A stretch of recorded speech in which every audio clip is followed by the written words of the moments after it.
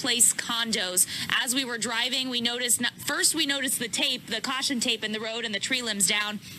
Then we looked to our left and we saw this. Unfortunately, we've got 3 cars here that have part of this carport. Looks like it fell on top of these cars. Not sure the extent of the damage that these drivers are going to be dealing with once they're able to get outside and deal with this. But the big thing here, I mean, I think it's just so impressive and powerful to see these pieces of metal that have just been mangled. I mean, look at, you can see this right here. This is part of the carport that the winds from Hurricane Irma just tore it right off the roof. I mean, this metal, this strong metal has been mangled by the strong winds that Cape Coral saw during Hurricane Irma.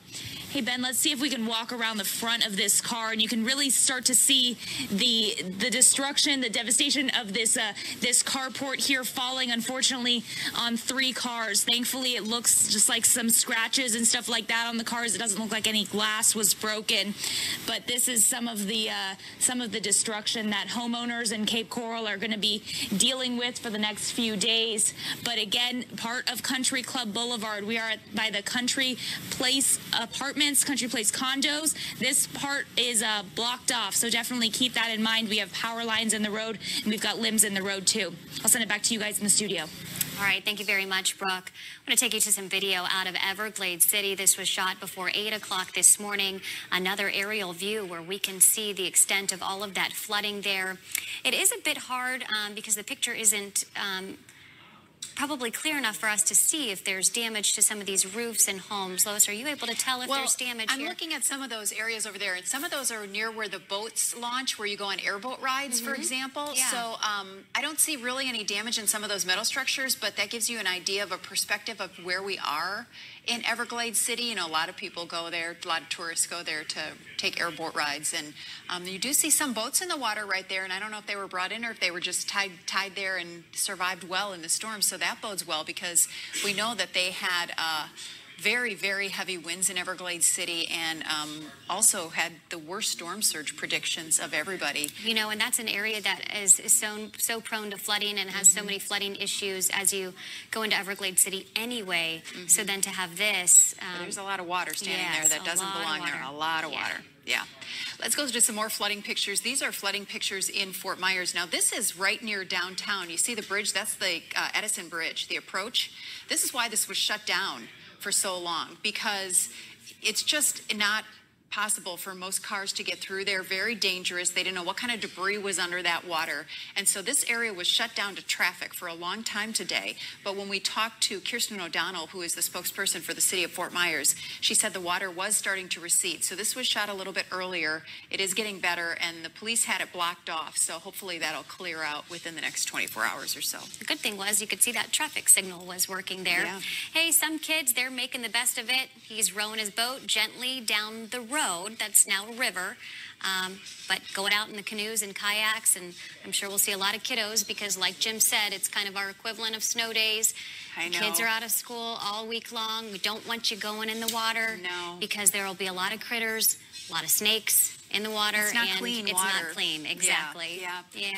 Well, let's go to Lehigh Acres by Buckingham Airfield. And this was sent in by Matt Burbina. That is a plane that was on display at the airfield that just blew over, was tossed around, and landed on that car right next to that home. So plane is toast, and that car is probably heavily, heavily damaged. It is almost fortunate that the car was there and it didn't throw that plane right into that home. It actually stopped it. So if you want to look for a piece of good news, that's probably it. Silver lining there. The roof of a gas station, the Sunoco here, tipped over. This is on Littleton Road in North Fort Myers. We're seeing a lot of damage to the canopies over the gas pumps. A lot of the sheet metal ripped off, or in this case, the whole thing completely toppled over. Well, look at this in North Fort Myers, covered in water. Can you tell there's a road there? That is Null Grade Road in North Fort Myers. And, you know, they have deep culverts on the sides, deep ditches, because this area tends to flood easily in very, very heavy rainstorms. But, boy, that It never looks like that. And the trees and the fencing are down in that area. So it's probably going to be a little while before Null Grade Road dries out. We have some video from Taylor Walker, a Wink News viewer, who sent us this from Naples' Berkshire Village. She says they were in the eye around 5:56 yesterday evening, and you can see some of the trees that are down, a lot of the vegetation strewn about in her neighborhood, and you can see the trunks without the limbs for the rest of the tree strewn about in her yard from some of the high damaging winds that they saw. Pelican Bay area of County, and just look at how the facing of that building was just ripped off. Now, a lot of this building was empty because there are a lot of winter visitors who are in some of these towers, and they may have had their shutters up to protect their homes, but it really did cause a lot of damage to the side of this high-rise in Pelican Bay. Jamaica Bay, and we're seeing damage to homes. I'm not even sure exactly what is on top of that home, but a lot of damage to our mobile homes and manufactured homes. That was the roof. That's the roof being pulled off the top of that mobile home. Jamaica Bay, of course, is a very large, beautiful mobile home community off US 41, just south of Gladiolus. And a lot of people did evacuate this area. We heard some were staying behind. We hope everyone left before the storm came in, because look at the damage. This is why we tell you mobile homes, manufactured homes are not safe places to be in tropical systems. Just devastating. A heck of a storm. More than 24 hours after Hurricane Irma made landfall as a massive Category 4 storm, nearly 6 million homes and businesses in Florida are without power. That's half the state. Communities littered with downed trees, power lines, and standing water. Naples feeling the brunt of the storm with record gusts of 142 miles per hour. This has got to be the walleye. I think we're seeing over 100 right now. Also weathering the storm, Deanna Wallen, who owns Naples Soap Company. Irma ripping the roof off her store. Could have been so much worse. Our staff is all safe. Everybody, we do have a couple people that live down here that their houses are underwater. And Irma's impact is far from over. Jacksonville now dealing with historic flooding. The St. Johns River rising and turning downtown roads into streams. The water levels exceeding an all-time record set in 1964 from Hurricane Dora. Florida's Army National Guard members are assisting with high water rescues. It's bad now. It's going to continue to get worse. And this dire tweet from the sheriff urging people along evacuation zones to, quote, get out now. And then this startling advice from the mayor. If you need to get out, please put what represents a white flag, anything white, somewhere on your house that can be viewed visibly from outside. The Keys were the first to feel the wrath of Irma. The eye-crossing Cujo Key, with winds clocked at a staggering 130 miles per hour. Daylight revealing the damage. Siding peeled off homes. Boats tossed around like rag dolls. It was very windy, and the waves were coming in the living room of the downstairs. Officials are extremely concerned about a possible humanitarian crisis facing the 10,000 people who decided to ride out the storm in the Keys. Food and water is scarce, and the cell service is sketchy. The only road in and out closed until further notice. Governor Rick Scott assessing the damage from the air today. It's horrible what we saw. In Miami, they are gearing up for a massive cleanup effort, and unfortunately, the storm brought out the worst in some people. Numerous reports of looting around South Florida. Miami police shaming suspects on social media. And chaos reported in parts of the Caribbean in Irma's wake. French and Dutch authorities dispatching troops to deal with reports of looting and lawlessness there. This as residents still wait in long lines for food and fuel. Well, it's getting drier, Chris, which is a good sign. This is what we're seeing, and it really puts it into perspective when you stand close to some of these trees that have fallen down. Fortunately, for the most part, what we're seeing is that they're falling in the right direction. We haven't seen any that have gone on top of homes or cars, which is definitely a positive sign out here. People who evacuated might be wondering what they're going to come home to. And here's what we have as far as the latest in Punta Gorda and Charlotte. The latest power outages we have are 60,000 people in Charlotte County without power. And what we did see is some of the flooding that we saw. We have some video that we shot earlier today. In some of the areas that there is some water that's congregating in some of the low-lying areas. This is off Cooper Street near US 41, and it may take a day or two for that to fully dry up. Some will have to deal with debris, branches, or trees that are down on their property. We found that Hurricane Irma ripped one house's lanai off the ground and flipped it onto their roof. Their neighbor watched it all happen. A huge gust of wind came in from the north and just ripped it right up, and it snapped the power line. Its power line went flapping. It was pretty wild. Two notes for people who are coming back into Punta Gorda tonight. Gas is available. We have spotted it around town, but there will be lines, so you can expect that. Also, when you're coming up to the intersections, a lot of them still don't have the lights going. So treat each intersection like a four-way stop. Reporting live in Punta Gorda, I'm Morgan Francis, Wink News now. All right. Yeah, we are at the Cape Coral Yacht Club, where pieces of wood like this are now scattered around the road. This wood belongs to that dock out there. That dock now virtually non-existent. It's now washed away after Hurricane Irma. And pieces of that dock, we have wood, sticks, branches now scattered around here, roughly 50 feet from where they originally started. And this is a scene that we've been seeing across Cape Coral. We've seen trees down virtually everywhere we drive. There's at least one tree down. Most of these trees actually lifted up from their roots. Thankfully, though, we did see a couple of houses where the trees just barely missed the house. The homeowners inside are thankfully okay. A lot of people from Cape Coral evacuating, coming home today to find what's left of their home. But for the most part, the neighbors that we talked to today actually thankful that things didn't end up much worse. I expect a lot more. And today? Nothing. Just this here true brush we got laying around here. I'm relieved because we didn't get as much damage as we had anticipated. Because with Charlie, that was really bad. And I checked in with Cape Police, who said thankfully they have not gotten many reports of significant damage here in Cape Coral, but debris like this scattered across the road likely going to take days, if not weeks, to clean up. For now, in Cape Coral, Brooke Schaefer, Wink News. Now. All right. Boats were only matched by the scene on the ground.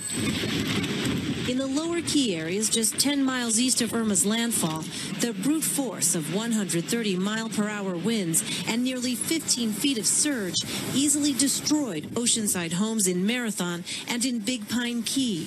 Some, like these two, were still smoldering from a fire that burned them to the ground.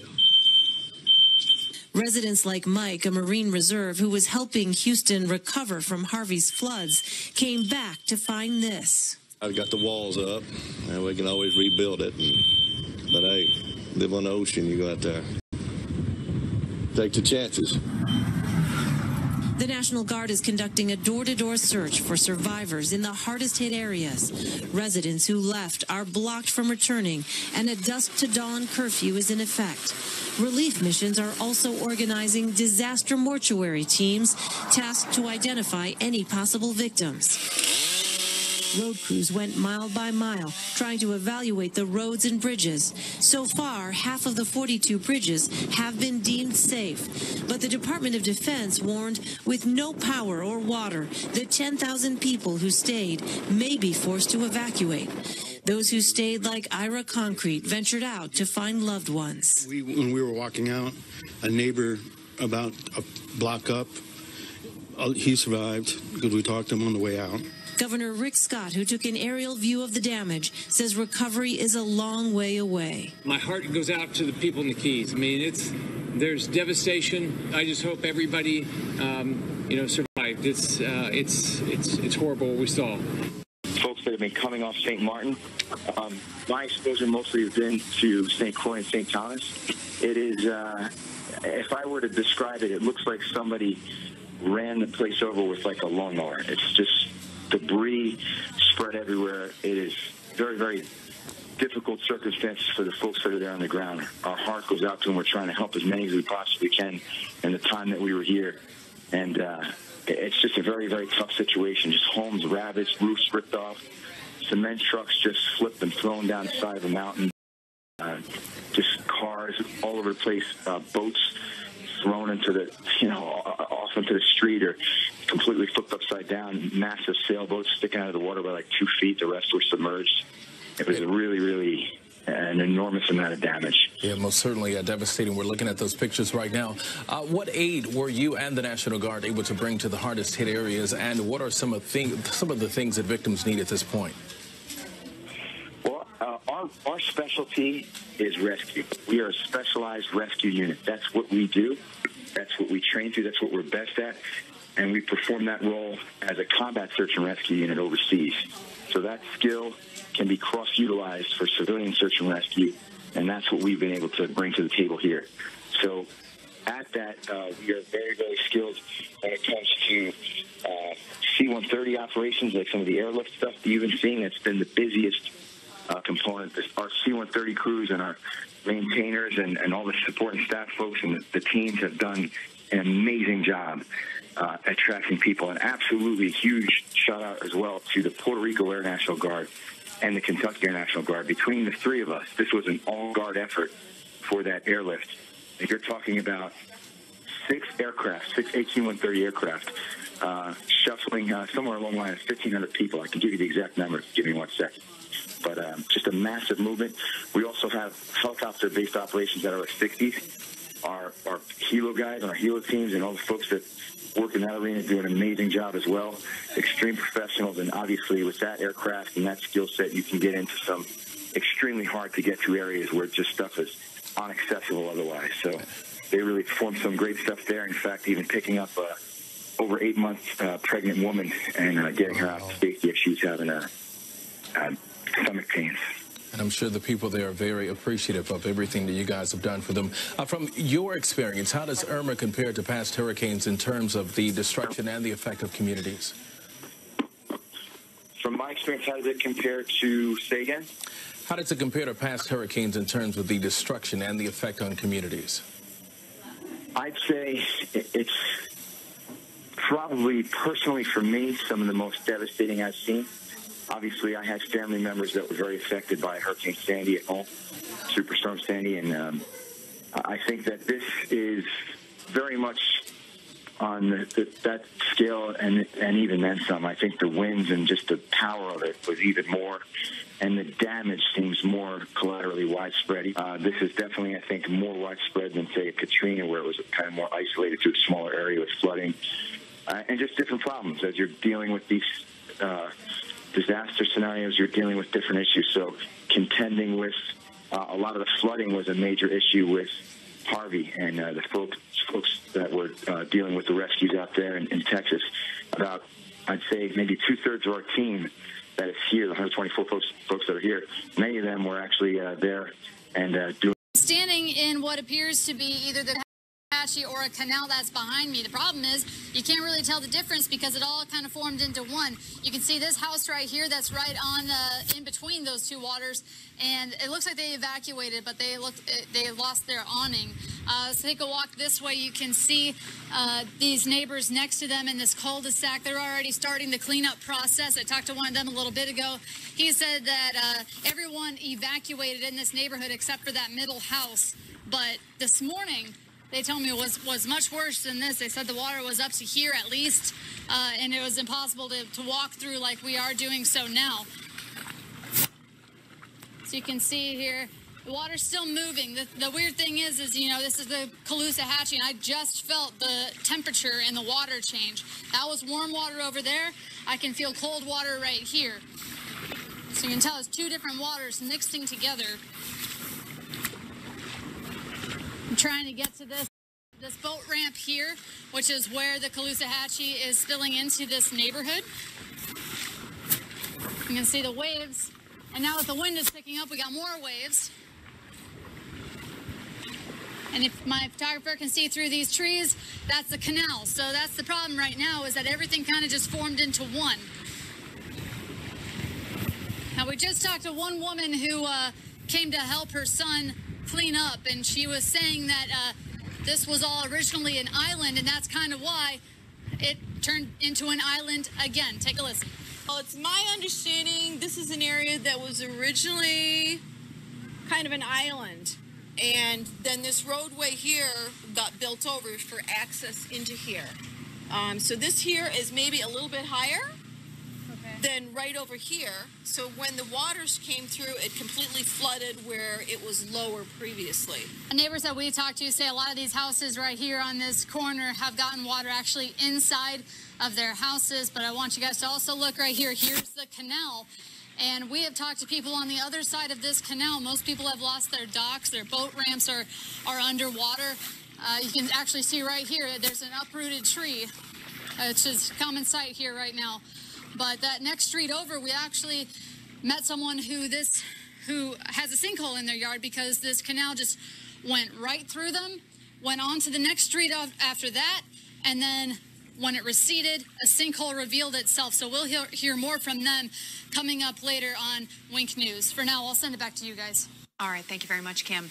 Let's take you now to Charlotte County. Irma also damaged Englewood and Manasota Key, and here are some of the pictures of trees that were ripped out from their roots in that area, and a bunny trying to escape all of the floodwaters, too. Yes.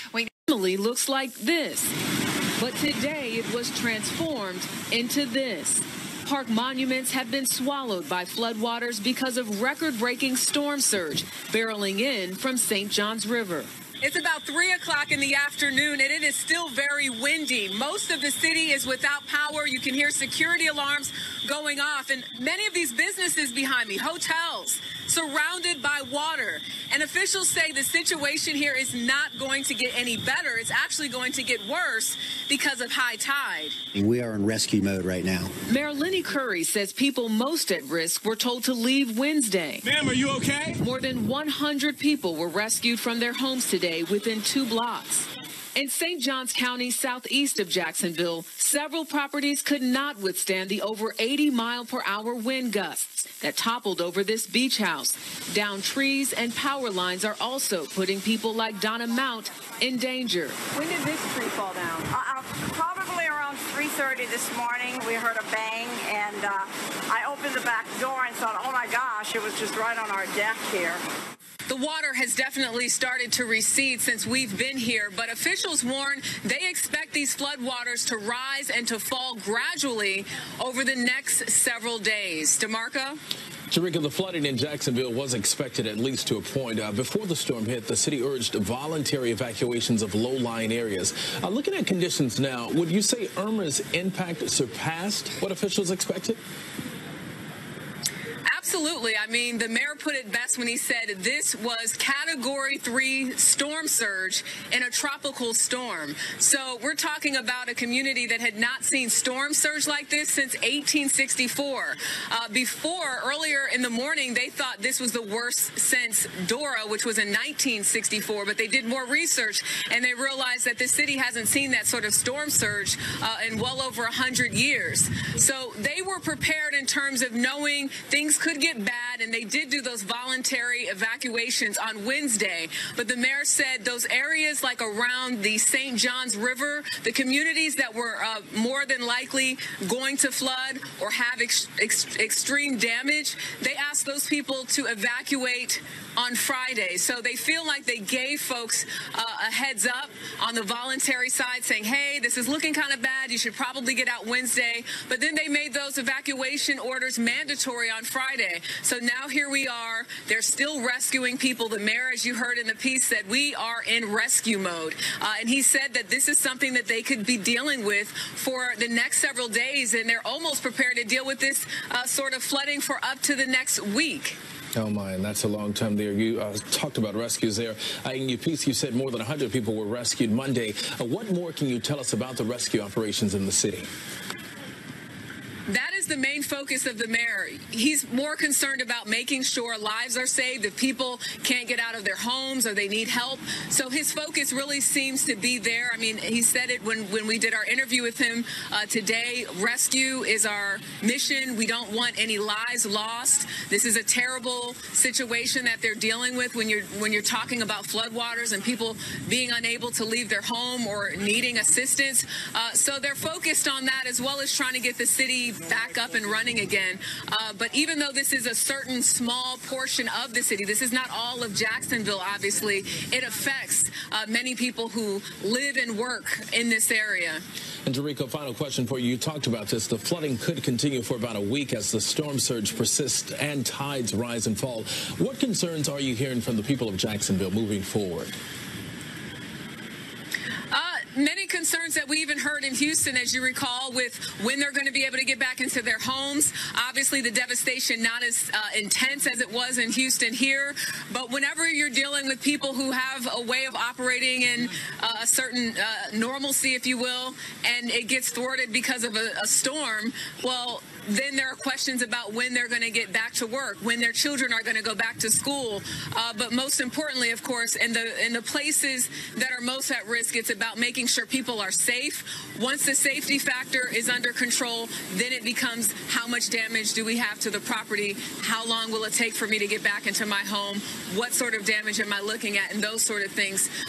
But of course, you know, the first and foremost, most important issue in any storm or hurricane that I've ever covered has always been making sure that people are safe. Yeah, safety is always top. And not only that, the convenient out they used by painting everybody with the most disgusting, by the way, outside of child molester and murderer. Is there anything worse to call someone than a racist? By using that, it's their effort to distract away and to constantly, as I always say, the liberals don't run on anything.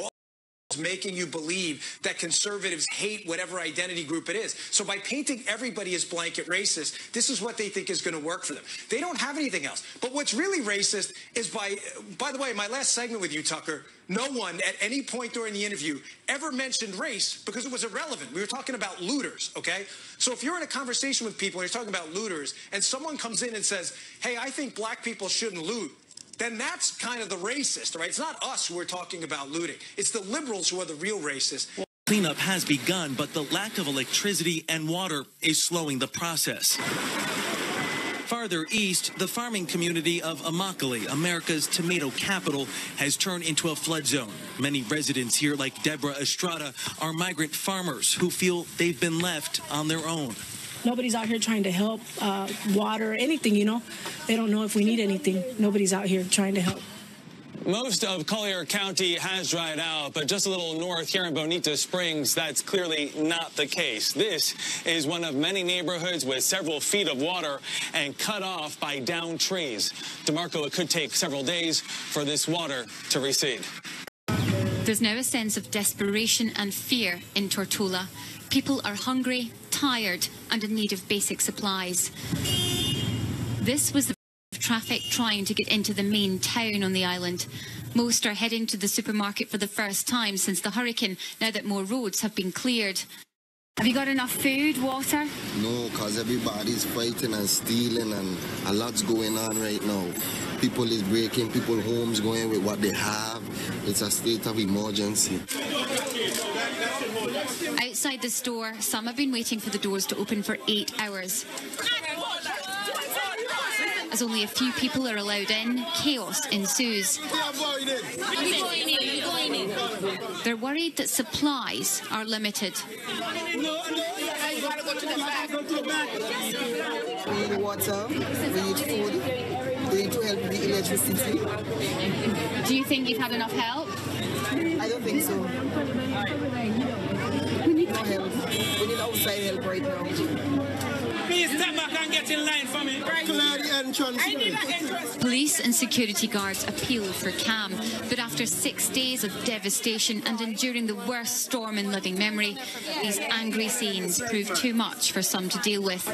We're under control, but we didn't expect this mess today. We only just got out of our house today. As we were filming, a local government minister approached. We have lots of food arriving tonight. For my supermarket and for this supermarket, and lots of food arriving every day for this week. There are also serious concerns about the safety of residents living among the rubble. The local police have been working alongside the British military day and night to try to round up a number of criminals who escaped from a prison damaged by the hurricane. It's added to a sense of panic, especially as people cannot communicate from one side of the island to the other. Rationed water supplies are now being handed out with the help of more British troops. They have been a reassuring presence, a welcome sight. We have seen real spirit and strength on this island in the last few days, but residents are realising that it could take years to rebuild and that they'll have to summon a great deal of determination to help raise Tortola from this rubble. Laura Bicker, BBC News, Tortola.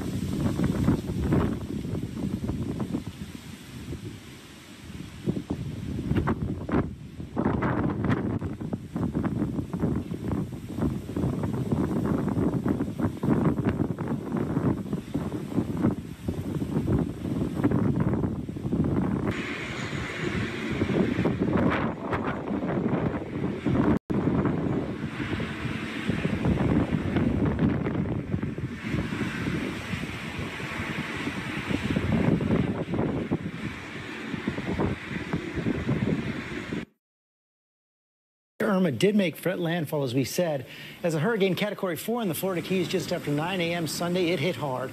The emergency management director fears the destruction could cause a humanitarian crisis. The entire area under mandatory evacuations. Residents still barred from returning. Amy Roback traveled through the night to get to nearby Florida City. Good morning, Amy. We did, George. Good morning. We tried to get as far as we could from Miami, and we ended up here, yes, in Florida City, just north of Key Largo, where we found this block that had been set up. No one's getting in unless you're on official business. And the reason is this is a very narrow stretch of US 1 South that's surrounded by water. It's a 2-lane road, and police need to get in there, and they're doing it right now, checking the roadway, checking the bridges before they let residents in. And I've got to say, many of them have already lined up waiting to see what damage was done to their homes. This morning, we are getting our first glimpse at the devastation in the lower Keys after Irma stormed through with 130-mile-per-hour wind gusts. Boats on the roads. Cars buried under sand. Store windows blown out. Houses barely standing. Debris everywhere. It's advised to boil drinking water. As Irma came roaring in, these two storm chasers tried to measure the wind speeds, unable to hold their ground. Transformers igniting. Trying to drive from Miami to the Keys overnight, we got a first-hand look at the devastation Irma left behind. There's a tree down right there, wow. None of the streetlights are working. All the power's out. So everyone has to drive very carefully. Thankfully, there aren't many people on the road at 3 o'clock in the morning. In Key Largo, David Kay choosing not to evacuate, documenting Irma as she moved in, watching his property engulfed from the storm surge. We're doing all right. We're survived. This morning, the painful process of cleaning up. That's our sign. That's our street. It's pretty remarkable. The only images we have of the devastation that is down that road are from the people who weathered the storm through social media or through Skype. Anyone who had any kind of connection, because no one else has been able to get in to see what's really going on. We saw an Army convoy bringing supplies and equipment in. We also saw Monroe County Fire and Rescue going in. They told me they had no idea what to expect when they went into the Keys because it's been so closed off and shut off from everyone else. We've got about 50 vehicles here of families waiting to get in. They have no word on when they'll be able to do that, Robin. All right, Amy, but we do know that Hurricane Irma has already been so devastating. Areas, and we now need you to heed our warnings as we're expressing what's coming. We're going to have a high tide at noon, and the river's going to be about 6 feet above where it typically would be. So this is serious risk. if you're in those low-lying areas, this is potentially a week-long event with water and the tides coming. Look at the dogs out there.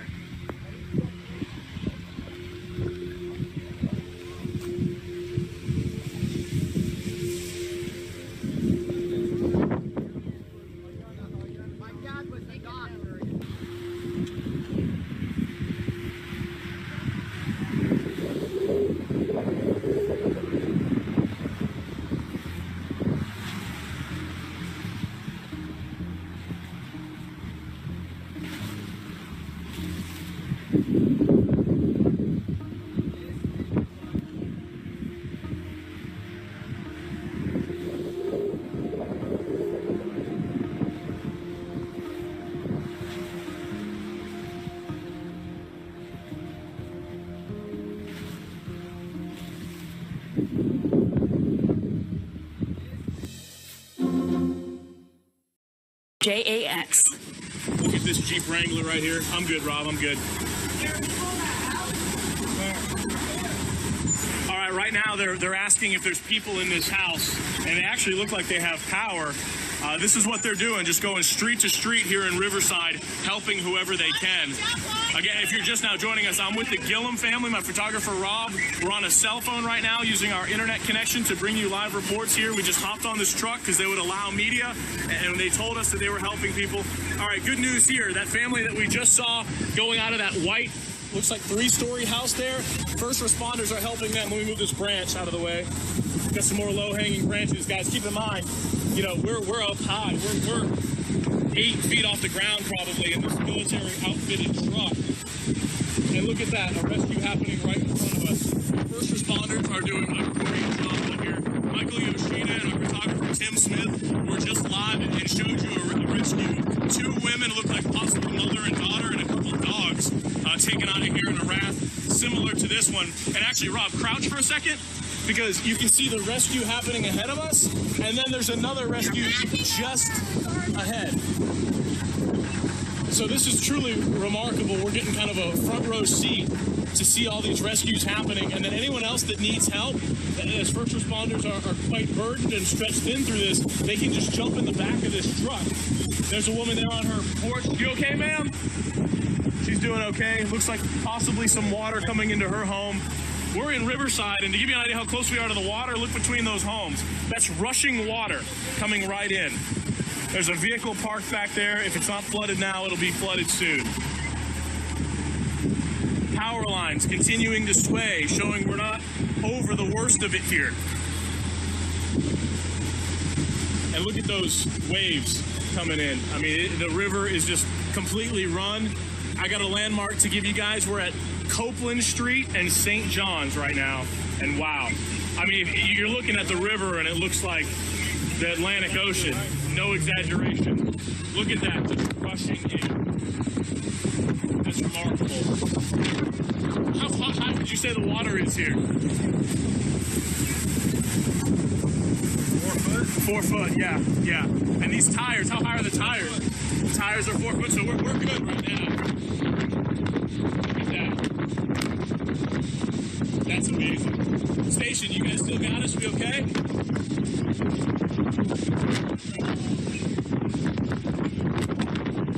Wow. We're hoping if anybody's in these homes, they'll see us and just jump on the boat. The river is coming right into their property here.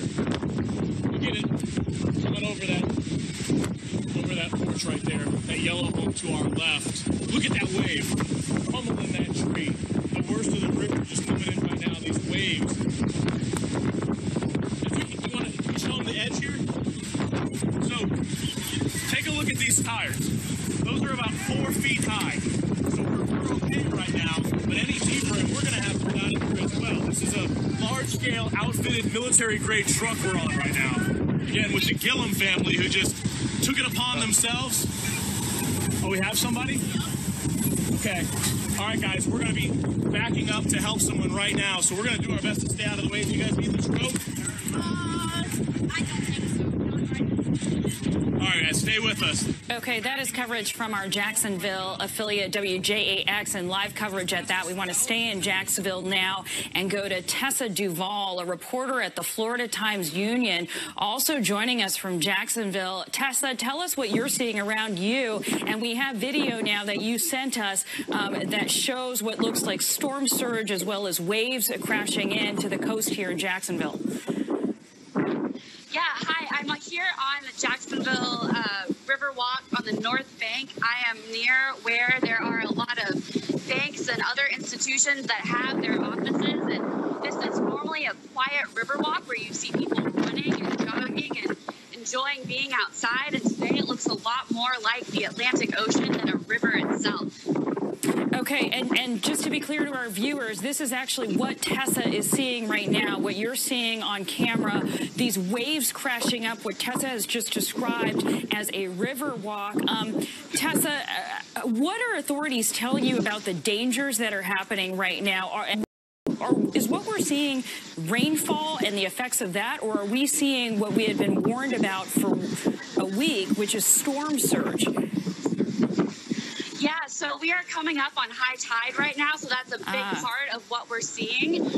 We also had a nor'easter that blew through Jacksonville prior to us even seeing Hurricane Irma or any of her bands yesterday. So we got rain and wind and trees before we ever saw the hurricane itself. So it's a combination of all of these things that is really contributing to the flooding that you're seeing. And as you can see, we've got a lot of folks outside who are really curious about this. Like I said, this is normally really nice and pretty, good place to take in the river, to enjoy it from a lot further distance than we're seeing it at right now.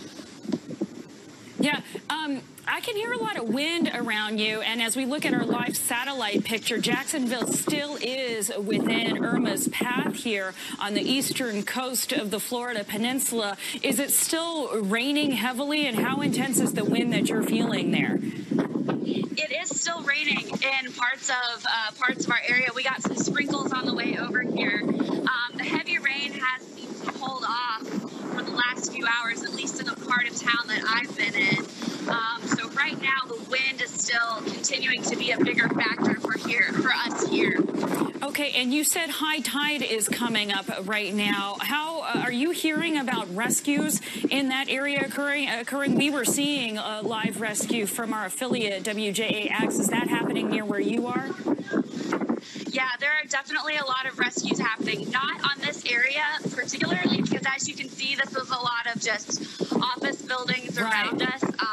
Most people were told not to report to work today, so we're not having people rescued from these buildings, but certainly from our neighborhoods and a lot of flood-prone areas. There have been hundreds, I believe about 600 calls to the fire department today, just trying to get people to safety. How unusual is this for this part of Florida to be experiencing this kind of flooding? Yeah, this is unlike anything that people have seen for a long time. One of my editors talked to a neighbor who'd lived in his historic neighborhood home for 30 years and hadn't seen any flooding. I mean, the street, you could kayak down it, and hadn't seen anything like that the entire time that he lived in this historic neighborhood, which is basically right on the river. So this is, we are used to some flooding. You take that when you are near the beach, when you are near the river, but this is just judging by the number of people who are out just gawking at this. A lot of us have never seen anything like this before. And are officials telling people to stay inside still there? I'm sorry, can you repeat that? I mean, Tessa, I know that you're a journalist, so you're outside, you're reporting on this very important story that's affecting your communities down there in Florida. But are other people supposed to be out there, or are they being told to stay inside and hunker down the way they were earlier today? Tell us what you've seen over the last a lot of people are still being encouraged to stay inside when you have flooded roads. You don't want people getting swept away. But of course, this is something that's really abnormal, and so people are curious. As you can tell, there's a lot of folks out here who are also doing the same thing I'm doing, for better or worse. Yeah, and again, what you guys are watching right now on your video is a live shot where reporter Tessa Duvall is, and you can see that's supposed to be a calm river walk, and so those waves are crashing up on that riverbank as though it were the Atlantic Ocean. But that is actually the river-facing side of Jacksonville, which is continuing to experience flooding. Tessa, how bad do officials believe this flooding is going to get as high tide continues and combines with the amount of rainfall that's been received there? I'm sorry, can you repeat that one more time? How much worse are officials expecting the flooding to get? Is Jacksonville through the worst of it, or will high tide bring even higher waters to certain areas? God, I am so sorry. It is windy out here, as you can tell, so I'm having a little bit of a hard time hearing you. Okay, no problem. Tessa Duvall there, obviously she's still in the middle of the edge of Irma there, so she's not really hearing us, but Tessa Duvall, a reporter at the Florida Times-Union there, sharing with us a live picture of what she's seeing there on the Riverwalk in Jacksonville, which is experiencing historic flooding as Irma continues to move its way north. We are going to turn now again to our coverage from our carport that came down. It's already past us here, but that means that now it's coming right off the Gulf. We just found this sign here. Look at the sign is down here. I don't know what it says. Ha! Look at that. Strong current. Danger. No joke. This is the storm surge now. Coming in. You know, we weren't getting surge yesterday, and not only weren't we getting surge, we were getting a sucking effect of the water out of the bays and out of this pass that maybe you can't see because it's dark, but all the water got sucked out of it. Well, now, as you can see, that's what they call storm surge. It is now surging back in because we're getting we're getting a wind right from the Gulf, right from the west, as the backside of this storm comes through and it counter-rotates, it counterclockwise rotates. Now we're getting it right in the face off the Gulf. That's pushing this water, and I don't know, Bob, can you walk over here with me? It's pushing the water through this pass and into the bays. So listen, we're not done with this yet. It's not going to be as catastrophic as it was in the Keys by any means, or even in Naples. But I tell you, we're not done with this storm yet. It's still wailing pretty good, as you can see. It is indeed. It's still a Category 1. And, Jeff, do they have any estimate now what the storm surge might be? Because they had said it might be 5 or 10 feet, which would be a big problem. It would be a problem. I don't think we're going to get that intensity because, again, we're on the backside of the storm. But at the same time, you know, as you can see, I don't know, Bob's, you come up. Oh, whoa, that's sand there. I don't know if he can get up here. Can you get up on top of it, Bob, if you can? Will you show him the other? Oh, there you are. Sorry. There you go. I got your hand. Okay. Yeah, he's up on his knees. Sorry. But look, here's the surge coming into the rocks here. Now, typically, yesterday, you could see sand out there. Now, you can see water. This is where it typically would be. But we're just now starting to get the surge in here. So where it goes from here, I don't know. As I said, I don't think, Steve, it'll be as intense as if we had gotten a direct hit from this, since this is the backside. Jeff, what about high tide? Is it already? Yeah, that's this morning. That's the other factor. Yeah, I'm glad you brought that up because that is the other factor. We're expecting high tide here between 6 and 9, depending on where exactly you are along the coast in the Tampa Bay area. And just so you know, for those who don't know what Madeira Beach is, this is a barrier island that is off St. Pete, which is, of course, east of Tampa. So Tampa is actually a little bit protected. It's these barrier islands that are going to take the bulk of the crap here. How did you get there? Is there a bridge? Yeah, well, there are bridges, and, you know, well, you probably can't see it because it's behind me, but there's a bridge that goes from Madeira Beach across to Treasure Island, for those who may know the geography down here. And there are bridges to all of this, and those bridges, even though they cut them off to, you know, regular folks, fools like us, they'll let us in. So, yeah, the bridges are open. The bridges are open, and so is Jeff Flock describing what's going on down there in Madeira Beach in the Tampa St. Pete area. Right. Jeff, it's okay to put your hood on now. Thank you very much. Just a moment. in Jacksonville. Downtown Jacksonville that we see as of right now. Now, one of the things we do know is because of the storm surge, it is truly at a record high, and it's something that has beat Hurricane Dora, which was in 1964. It's kind of baffling to think about that literally part of the rainwater from the St. Johns River is now flooding downtown Jacksonville. And just to let you know, I know you're not here, so it's hard to kind of smell, but my photographer, Steve, and I recognize that we think there must be an issue because we can definitely smell sewage at this point, so we're probably going to leave this area really soon because we don't know what's in this water, but there's debris and all sorts of different items that we've seen just walking over here to bring you this live coverage. We've seen branches, everything from signs, and it also smells like there's also waste in this area. Reporting in downtown Jacksonville, Caitlin Chana, CBS 47, Fox 30. All right, great. Boulevard. Tell us about where you are and what's happening there. We're in Tampa. We're on Bayshore Boulevard and Delaware Avenue. And take a look back here at the bay because it's getting pretty rough out here. And I'll tell you guys, just from eyeballing it, we've seen the water rise about 1.5 feet in the last few hours. We did go through high tide earlier this morning. And, of course, you know, all we've been talking about is the storm surge. And you heard Janice mention the storm surge over and over again this morning as well. So if this area is going to flood, it's going to be because of this right here. So we're keeping an eye on it. But I want to actually show you guys video that we shot yesterday. If we can take a look at that. It's from the bay. And I posted it on Twitter. It went crazy viral because people could not believe what they were looking at. The bay was dry. I mean, and not just a small portion of it, a lot of it. And I called Janice yesterday and I said, please explain to me what is going on, because people were walking around saying, I've never seen anything like this here before. And Janice said because of the way, the direction of the winds from Irma, it was pushing everything out of the bay. And that water obviously now back in here. So the concern at this point is going to be flooding.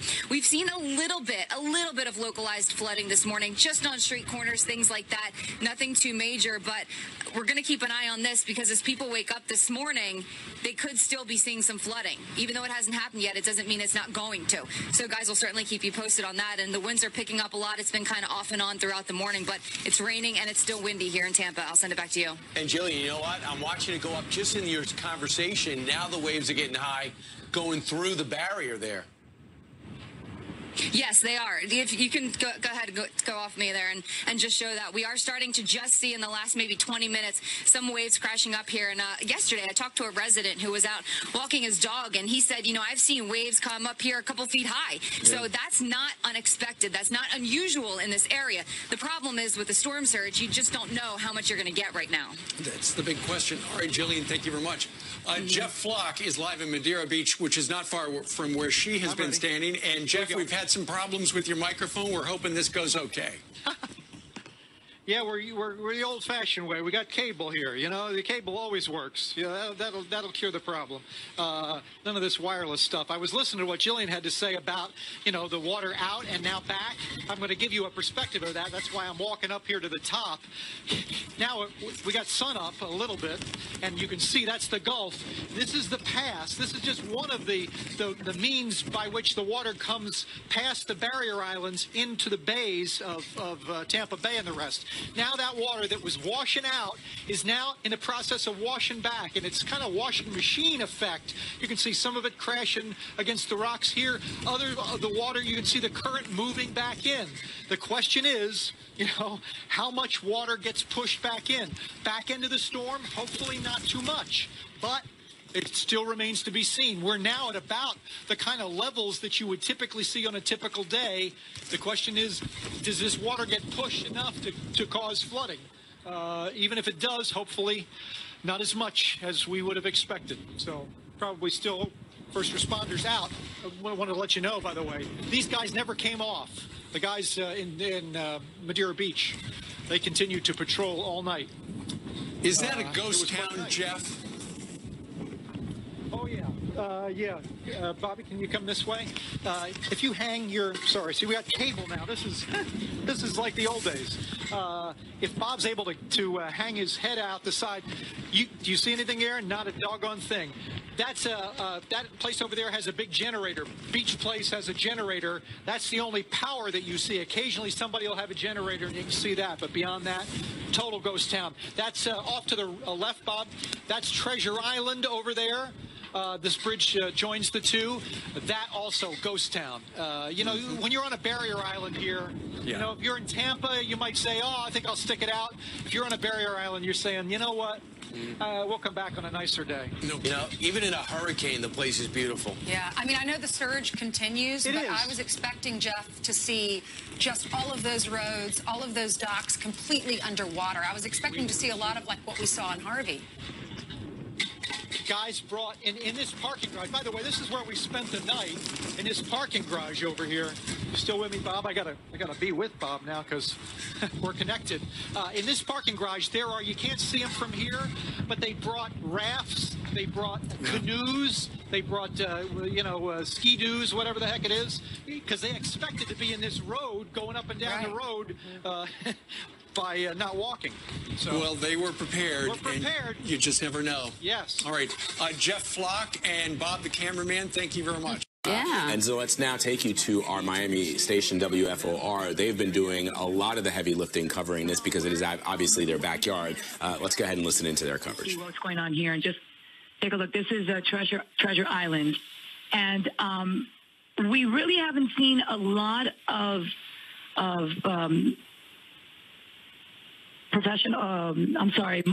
police officers clearing the road. It was just that one in North Miami Beach, but I'm sure that now that the sun has come up, we will definitely be seeing a lot more of them. And Maribel, just talk about some of the conditions you encountered. I know you've been driving around there in that northeastern part of the county there, but tell us what you were dealing with as you made your way from the northwestern part here in Doral, and you had to cross over. It looks like you're running into some flooding there, so be careful. Yeah, there's a bump here. There's a bump here on the road. So it's kind of like dodging a lot of trees and debris, and that's why you have to be very careful. But we drove from Doral, and we first drove to North Miami Beach, 826, I-95, completely isolated, which is great because obviously it was still under the curfew. Then we went to Aventura. We went to Aventura Mall. They were clearing the storm drains there. Still a lot of downed trees. As far as businesses, we haven't seen any businesses open. We drove by the Publix in Miami Shores. That is still closed. And we also went by a trailer park. We sent that video earlier. I don't know if you were able to turn it around to show it to our viewers. But, yeah, I mean, just a lot of water everywhere. And here there is still some water. Yeah, I want to say maybe like 1 to 2 feet of water in this area. Yeah, you could tell by looking at the tires on that car how high up it comes. And we've seen some cars as you drive around also out there. Have you seen any people, just out of curiosity, walking around? I imagine that this was part of the area that was evacuated for the storm. Well, you see there's a resident right there. I don't know if she stayed or if she's just getting home. It seems she's assessing the damage, but you can tell that the water, look at the water line on the garage. I don't know if you can see from here where it went up. I would say maybe like 2 feet of water. Hi, good morning. We're with Channel 4. Everything is okay? Everything is okay? She says everything is okay in her home. That's certainly good news there. Maribel, I just want to let you know we did get some word from North Bay Village Emergency Manager Evelyn Urbello. She said that North Bay Island's pretty much all flooded. No streets are passable. That's how it was described. I see that you're driving around in that area right now. Harbor Island East Drive is passable. West Drive is not. Also saying that Treasure Island South and Treasure Drive completely flooded. Adventure and Hispaniola Avenue. Right now. Yeah, and that's flooded as well. And East Treasure Challenger Drive partially flooded. Now, North Bay Village wants to know and let all the general employees know, with the exception of those who have been notified. They don't want them to report to work today because of the conditions you are seeing. So we just want to let the people of North Bay Village, anyone who works there in that community for the city, or to not show up to work unless you're one of those essential employees that was already told that you need to show up. And that's typically how it happens. The essential employees are the ones that are given that call to show up, and the rest are being asked not to go to work. I think that's a great idea. Because by the conditions here, we're seeing a resident here. Let me try to stop and see how she's doing. Hi, good morning. We're with Channel 4. How's everything? Are you just coming home now? Everything's okay? Everything. We're with Channel 4, yeah. She says she lives down the street and everything is okay. She's assessing the damage here. See, the water here has receded at this point, but I think it's a great judgment on behalf of North Bay Village to tell the residents and the employees to stay home. Hi, you see they're starting to clean up already, and they're coming out now. Some folks who are just coming back home. There you see it. And again, we're just seeing this for the very first time. Yeah, you know, one of the trying to bring it to our viewers. One of the tips that I've seen from our reporting partners at the Herald when it comes to people trying to do a little bit of cleanup at their homes is you want to pick up just the small debris to, in case there's any winds or anything later on in the week, to keep that from flying and causing more damage. And also, as I'm seeing all that flooding there, if any of that flooding gets into the homes, another good piece of advice here is if you have any, and you see some people that are doing that small debris. All right, you've been listening to coverage from our Miami station WFOR as they continue to assess the damage. Daylight breaking there. We're seeing some of the first images. Let's bring in Congresswoman Ileana Ros-Lehtinen. She's there in Miami. She waited out the storm in her district and is on the move now. Congresswoman, what are you seeing around you? Well, just stay in your home. And we have a curfew for Miami-Dade from 7 a.m. to 7 p.m. The city of Miami has a curfew, too, and the city of Miami Beach. There's just no reason for anybody to be wandering around, and there are no gas stations that are operating as of yet. Well, Congresswoman Ros-Lehtinen, we thank you so much for spending some time with us to talk about this. It's just incredible when you see some of the pictures that are coming into us. But at the end of the day, I think what we can say and what you've highlighted for us, Congresswoman, is the fact that although this was a major hurricane, it appears at least now that we haven't had the significant loss of life that we saw in hurricanes previous. And although the damage is extensive, and that is a great question, Congresswoman, about Florida Power and Light to figure out exactly what's going on. 60% of the state without power. We knew this hurricane was coming for about a week, so that'll be an interesting question to dig into. But Congresswoman Ileana Ros-Lehtinen, we thank you so much for spending. Well, we finally made it here. It took us quite a while to get here from our hotel in Naples. We went over the bridge, came a little bit down South Collier Boulevard, and we were greeted with this, a big tree blocking the road here. And when we first pulled up, we thought it was just this tree, but Prina, if you come a little further, closer over here, we'll show them. It's not just one tree. Look, the whole road is covered in these trees right here. It's just an incredible sight to see, just to see how strong Hurricane Irma really did come through Marco Island. Now, I'm sure you guys have all seen the videos that have been sent in from viewers here during the storm last night. As you can see, it's still very dark here, and we just arrived, so we're still not able to see a lot of the damage, but this is, of course, what we saw when we first showed up here. Now, it is starting to get a little bit lighter, so we're going to be able to get a better look shortly. But I can tell you we are hearing an emergency siren over here at a condo building. Of course, power is out here, so that could be why we're hearing that. And there were Marco Island police right at the bottom of the bridge there that were telling us to be very careful. Of course, we are able to drive out here, but they cautioned us. They said it is very dangerous, flooding, and of course, tons of trees down, a lot of debris on the road. You can show them right here. This is what we saw the entire drive down here. And actually, I shot some cell phone videos so you guys could see it if you want to pull that up now, just in our drive here. The streets we were on. My photographer might have to remind me, but we were on Airport Pulling Road, we were on 41, and then Collier Boulevard in order to get here to Marco. And we saw power lines down, we saw street lights down, poles in the middle of the road, and of course those trees. It was, again, just very incredible to see and very emotional, too. You know, so many people move here to Southwest Florida because it is such a beautiful place to live. And to see it like this is just so devastating. Now, we're going to go ahead and keep driving around here and hopefully be able to bring you some more live video and show you what we're seeing down here, guys. All right, Michelle, thank you so much. Please stay safe out there. Your safety is #1 priority, but thanks for bringing us. A lot of people have been asking what happened in Marco Island overnight, and this is what happened. If you can believe it, a palm tree just completely snapped in half here, making a perfect 90-degree angle, and we continue to find these pieces of metal all over this property. We're at the Old South condo off of South Collier Boulevard. You can see it all along the grass here, right? Well, if you come this way, you'll see what happened. The tree fell right onto the carport here and just demolished it. You can see the garbage cans over here also turned. There's a lot of glass on the ground here, and that's because parts of that carport actually hit the cars. You can see right here, right through this person's car.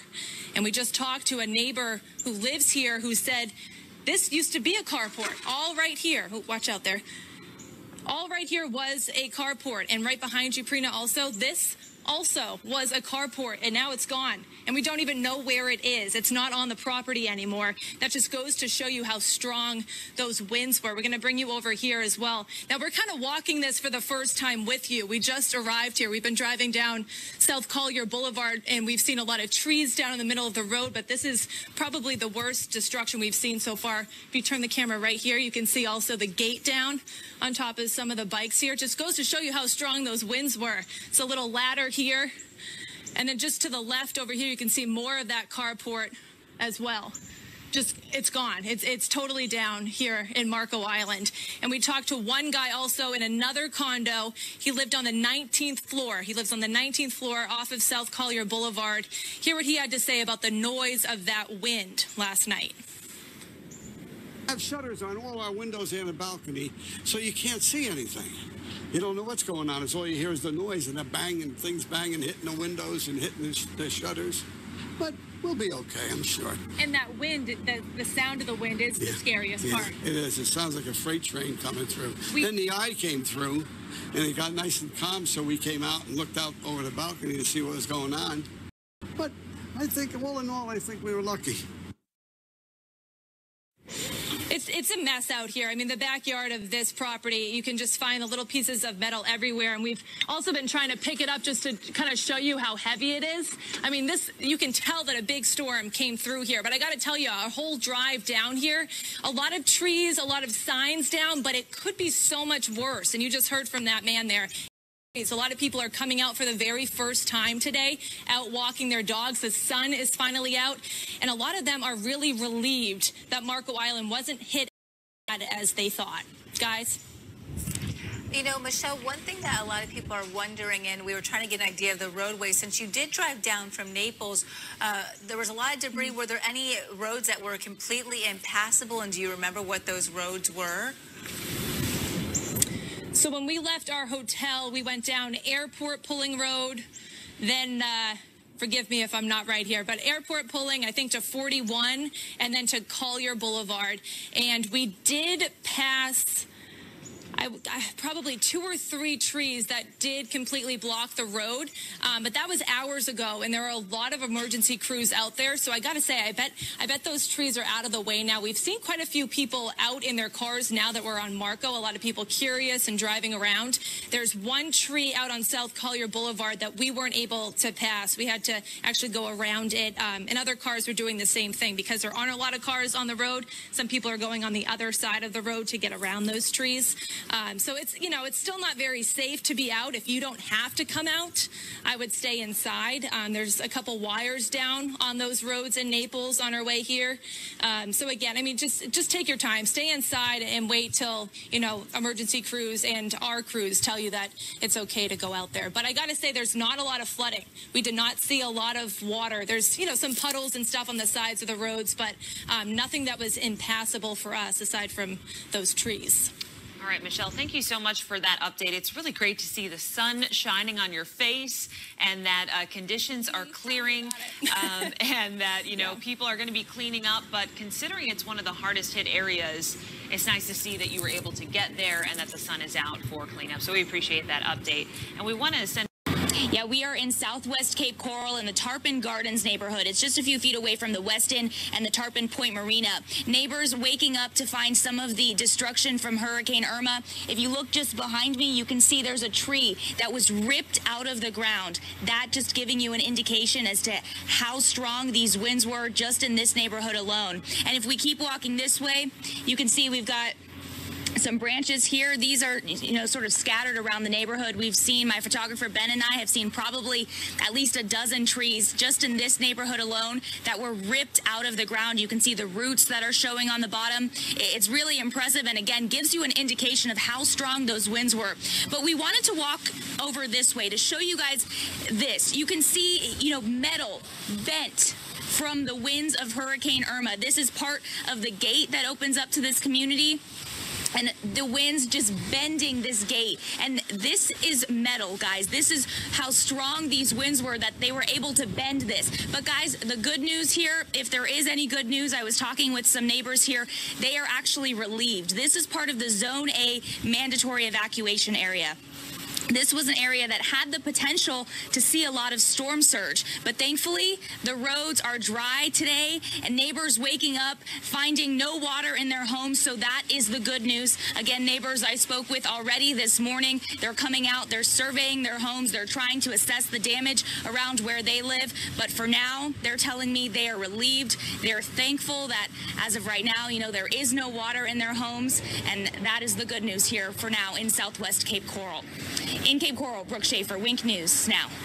All right, Brooke. To rise. There's actually a current here in the middle of this street, which is just in front of some restaurants and a legal office. There are basically white caps. If you look down at the end of this road, as some very, very strong winds, some of these tropical force winds continue to bring this river water, this storm surge in toward us.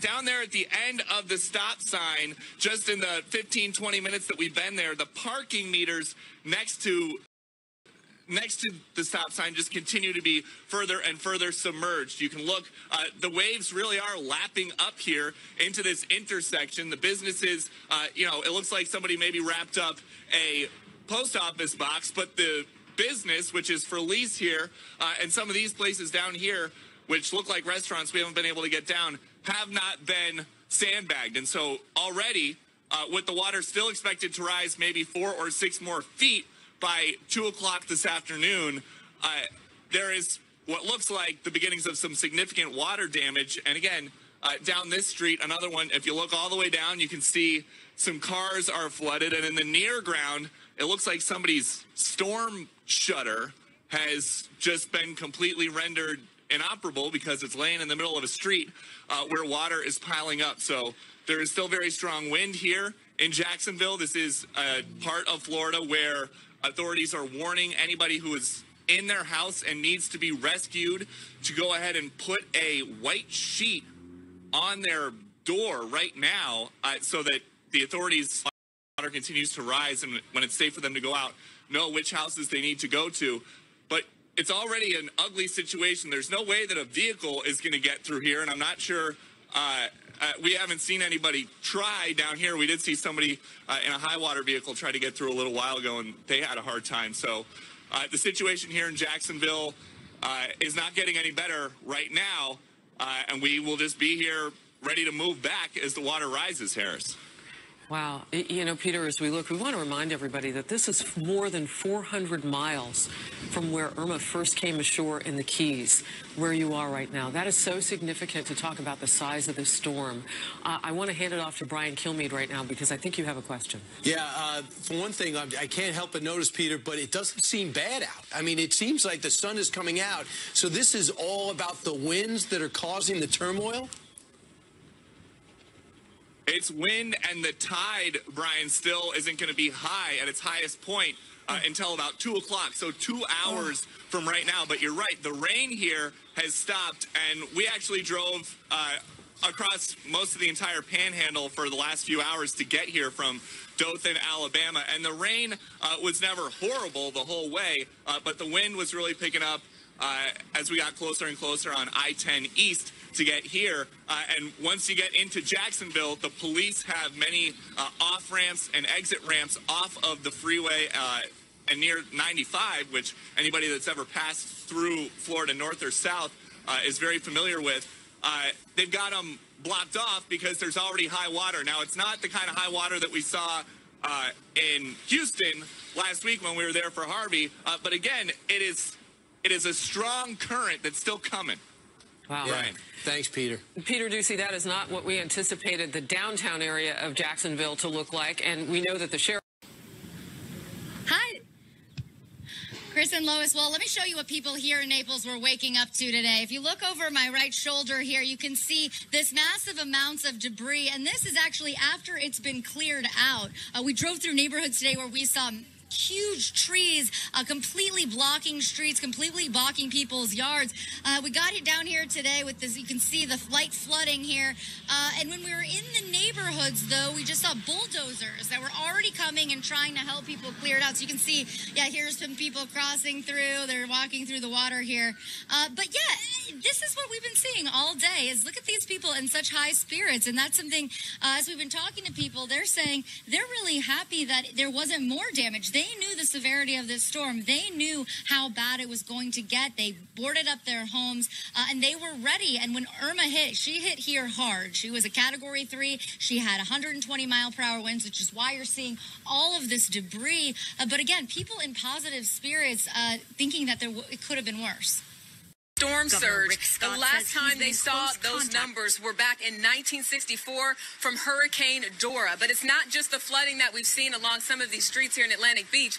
There is debris everywhere. We've seen a number of trees down. In fact, I spoke to one resident who decided to stay and is almost regretting staying because the tree just missed her home, and now she's looking at another tree that has the potential to fall as well. So this is very serious for the residents here.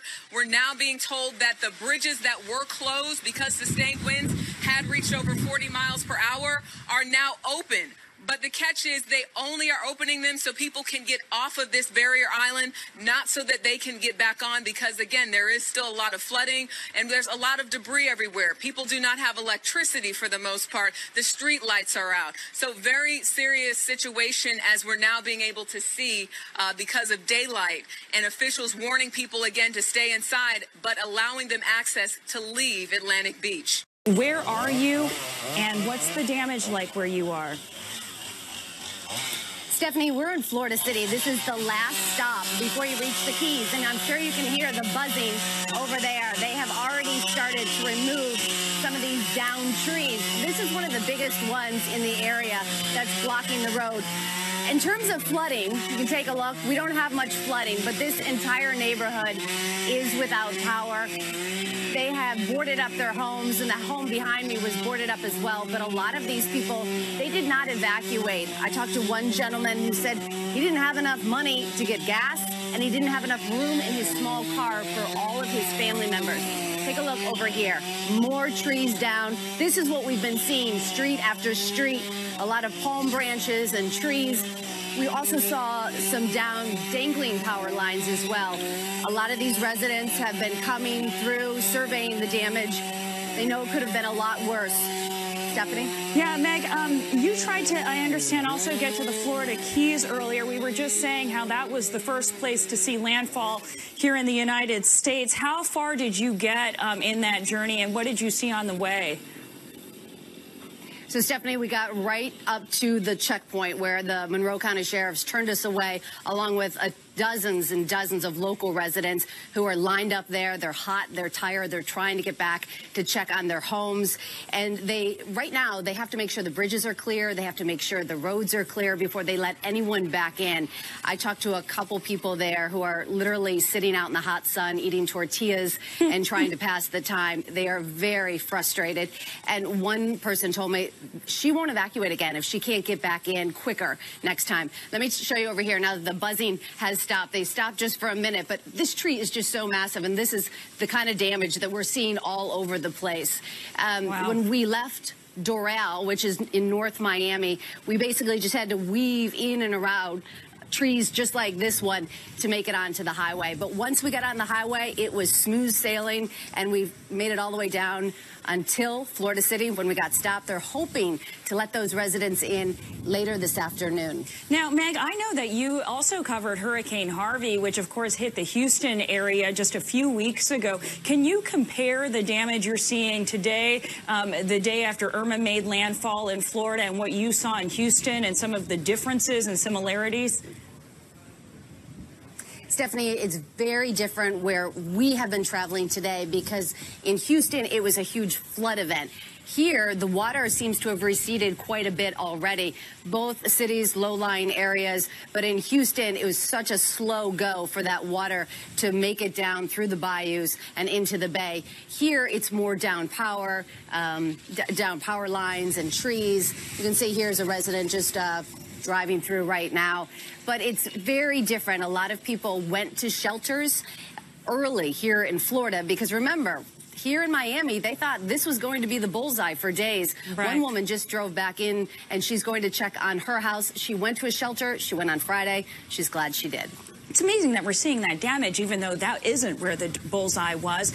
Meg Oliver, thanks so much. Meg reporting from the scene in Florida. When you look down at the Hyatt Regency, which I'm told by somebody who answered the phone is closed indefinitely, they may not be open until Friday, but you look through the St. Johns River is basically out of sight on the other side of that hotel. That is a riverfront hotel, but obviously the river is now on the wrong side of it. You can see, if you look to the right near the stop sign, some parking meters are almost completely submerged.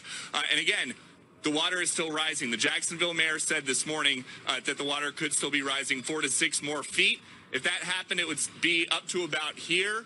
And they're saying around 2 o'clock is going to be the highest water level around here. They wanted everybody out before, but you heard him telling people if you didn't get out in time to hang a white sheet, and they'll try to get you. A lot of people have already been calling for help. The last update, 600 calls so far. They don't have much of a breakdown in terms of how many of them were calling for rescues, but about 60 calls an hour since the water started rising. And again, it's still coming up, Shep. Peter Ducey in Jacksonville, back to him. 6 feet. I see the wind still howling there, Peter.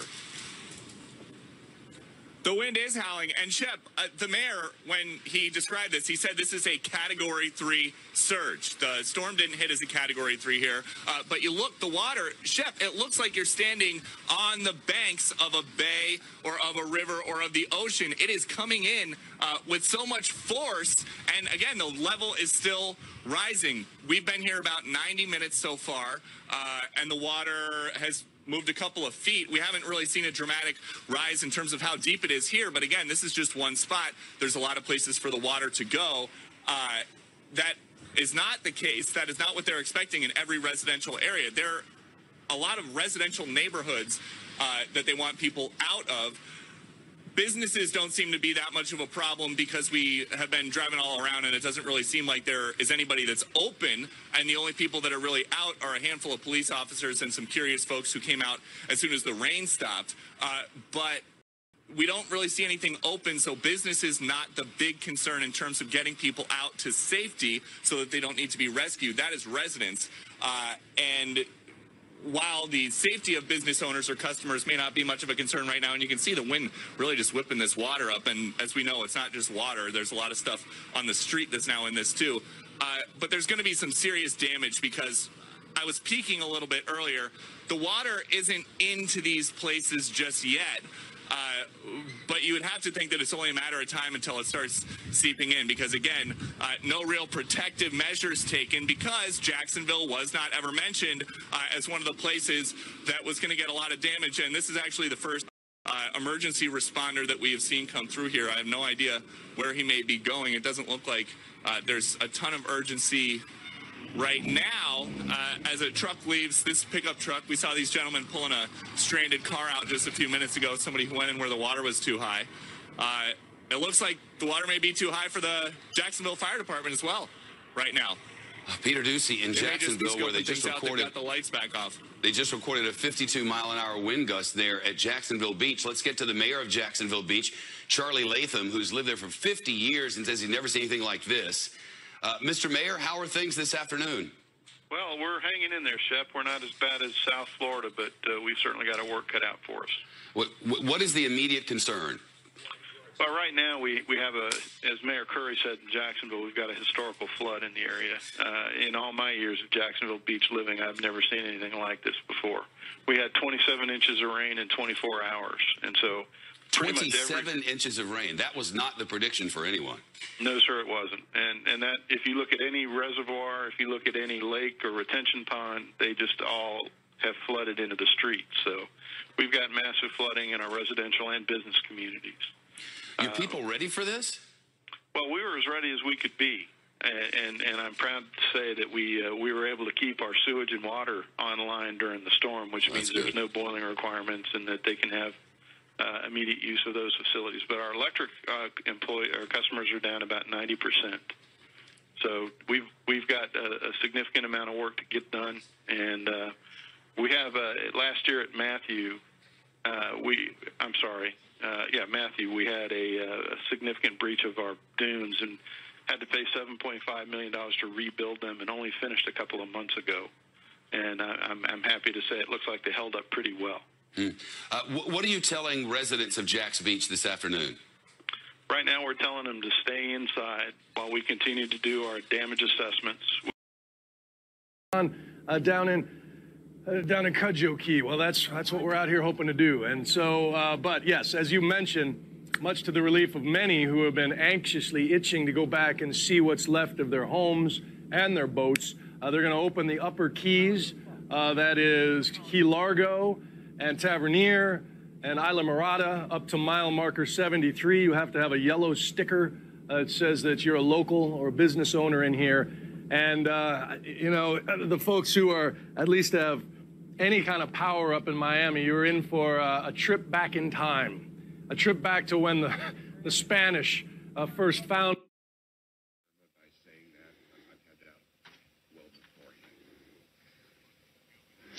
All right, we lost Bill's shot. It's not about a safety issue. It's just about comms. You know, it's hard to get a shot on a moving boat anytime, let alone when you have such interruption of connectivity that we have right now. You know, and Bill has been storytelling the kind of back and forth of romanticism and reality. There's no question that there is a storied culture down here, what is called conch culture. And there's a resiliency and an individualism and a desire to stay. And that's all great. But in times like this, it can also be a liability because life here, romanticism aside, is going to be really hard for a long time. Let's bring in Congressman Curbelo. And look, I know you understand this reality. And, you know, the job of government in times like this is to inform, to influence, and to inspire. And the third one of those is going to be very important because people are going to get frustrated here, Congressman. They just are. This is going to be hard and hard for a long time, long after this story is at the top of the headlines. That's right, Chris. And we were down in the Florida Keys yesterday to assess the damage. Thankfully, the structural damage that I saw in Key West was not as bad as I had anticipated. But the true tragedy here is going to be the financial toll that this is going to take on so many people who work in the Florida Keys. A lot of them live paycheck to paycheck.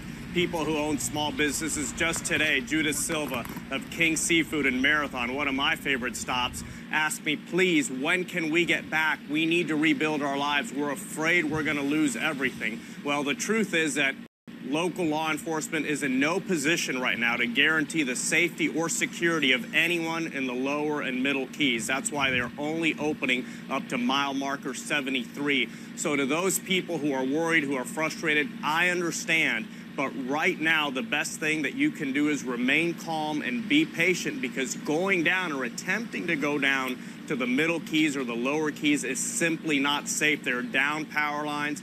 There's obviously no power anywhere, no cell phone service. So if something were to happen to you down there, you would be stranded. No one would be able to find you. No one would even know. That's why I'm supporting our local law enforcement, the sheriff's office, Roman Gustesi, the county manager in Monroe, and urging everyone to try to remain on the mainland, stay calm. We will get you down to your home, to your businesses as soon as possible, but it's still not safe. Key West was a pleasant surprise, you know, obviously in a very qualified situation where it still got hit hard. But that's the big population center.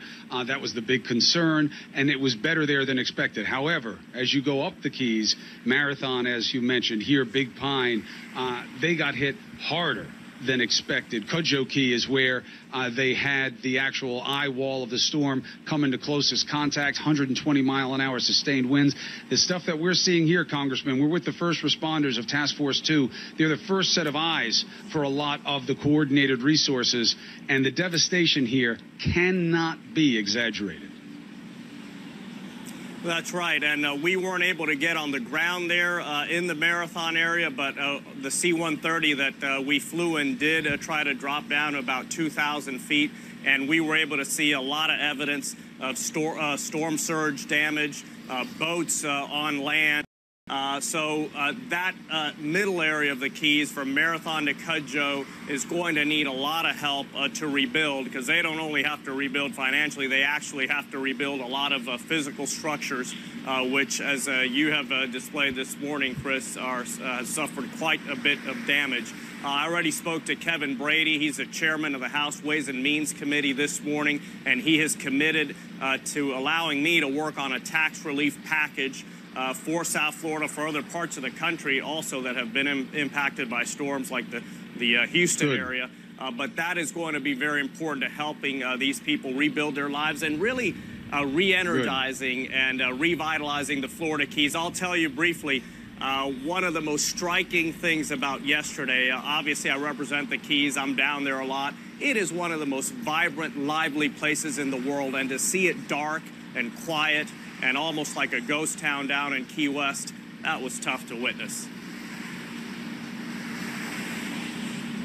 Well, look, I mean, but that is the reality, and people have to face it. They need to know that it's real so they can make informed decisions about what to do with their own lives, and people can, who are watching this, who weren't affected by it, you know, thank God, they can figure out how to help. Now, Dave, I want to show something before we get back to you, Allison. You see these guys, local sheriffs, okay? They waited out the storm. They were helping everybody else. Now they're coming back to look at their own home. They didn't even have a chance to come and check on their own things because they were worried about everybody else. And that is a big part of this story that should not be ignored. The first responders, they leave their homes. They're locals. And they're there for everybody else. Just now they're going back to see. Now, they got lucky. You know, this is not the worst of it here. There's damage around it. He had some stuff ripped off the front of his house, but he's up on stilts, so the water largely missed him. But we'll show you homes, probably on the show tomorrow, where even though they were up on stilts, they still got water going through their first floor. That's how flooded it was. And there's one other point that's going to matter, Allison. Right now, everybody's hitting on all cylinders of coordination, and that's great. And in the immediacy, you never want to project too far forward because the reality right now is enough to handle. But we'll remember what happened with Superstorm Sandy. Politics can creep into what seems crystal clear in the moment. They can play politics with money. They can attach other things to bills, and that can delay help that would be unforgivable in a situation like this. As bad as Sandy was, the combination of Harvey and Irma is going to create even more need. Politics cannot spoil it, and that's why we got to stay on these stories. So true, Chris. And also, in terms of the flooding, I mean, and just how extensive it is, obviously in the Keys, those are islands. I mean, you're as far south basically as you can get, and then all the way north. I mean, Jacksonville had massive flooding, and they've been dealing with it up until, through today. So officials are telling people to leave their homes now. We're going to take you there to show you what's happening in Jacksonville. 10 seasons on CNN. How the f did that happen? Wow. We're hoping if anybody's in these homes, they'll see us and just jump on the boat. The river is coming right into their property here. Look at it coming over that porch right there, that yellow home to our left. Look at that wave pummeling that tree. The worst of the river just coming in right now, these waves. You want to show them the edge here? So, take a look at these tires.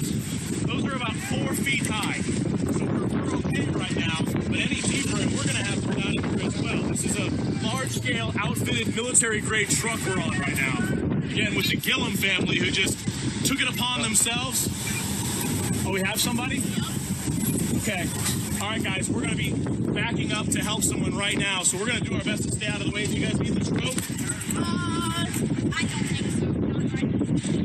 All right, guys, stay with us. Okay, that is coverage from our Jacksonville affiliate WJAX, and live coverage at that. We want to stay in Jacksonville now and go to Tessa Duvall, a reporter at the Florida Times-Union, also joining us from Jacksonville. Tessa, tell us what you're seeing around you, and we have video now that you sent us that shows what looks like storm surge as well as waves crashing into the coast here in Jacksonville.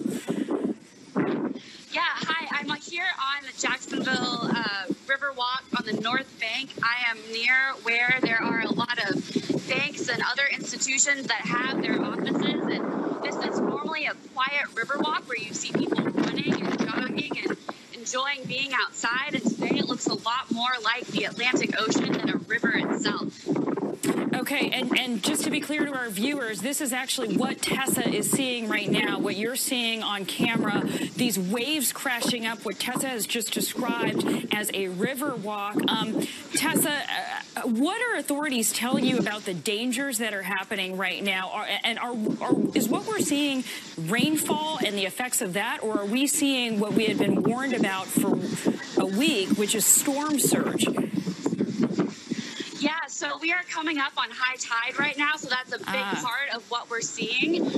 We also had a nor'easter that blew through Jacksonville prior to us even seeing Hurricane Irma or any of her bands yesterday. So we got rain and wind and trees before we ever saw the hurricane itself. So it's a combination of all of these things that is really contributing to the flooding that you're seeing. And as you can see, we've got a lot of folks outside who are really curious about this. Like I said, this is normally really nice and pretty, good place to take in the river, to enjoy it from a lot further distance than we're seeing it at right now. Yeah, I can hear a lot of wind around you, and as we look at our live satellite picture, Jacksonville still is within Irma's path here on the eastern coast of the Florida Peninsula. Is it still raining heavily, and how intense is the wind that you're feeling there?